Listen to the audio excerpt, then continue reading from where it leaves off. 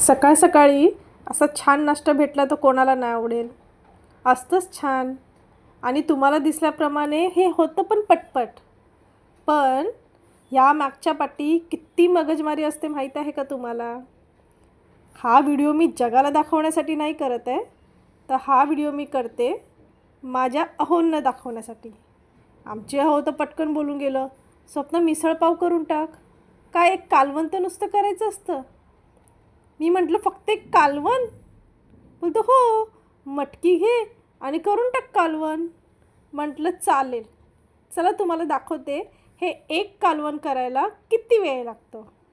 पहिला ती मटकी घ्या, तिला साफ करा, तिला भिजत ठेवा, मोड यायला ठेवा, परत साफ करा, मग उकळवायला ठेवा, मग त्याची तयारी सुरुवात करा.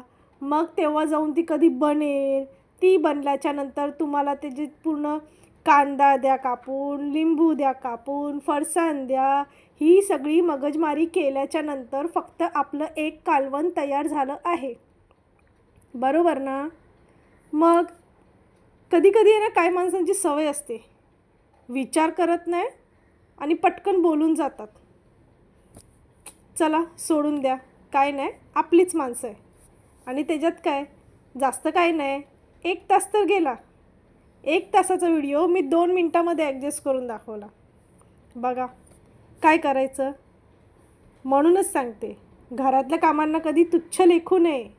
घरातली कामं करणारी कोण नसली ना, मग समजते कसं. 4 आण्याची कोंबडी आणि 12 आण्याचा मसाला. बाहेर तर आपण खायला जाऊ तेव्हा ही 80 रुपयाची मिसळ भेटते. पाव एक्स्ट्रा झाले तर त्याच्यावरती अजून चढत जातात. नाही नाही म्हणता आपण एका माणसासाठी 150 रुपयाचं खाऊन बसतो.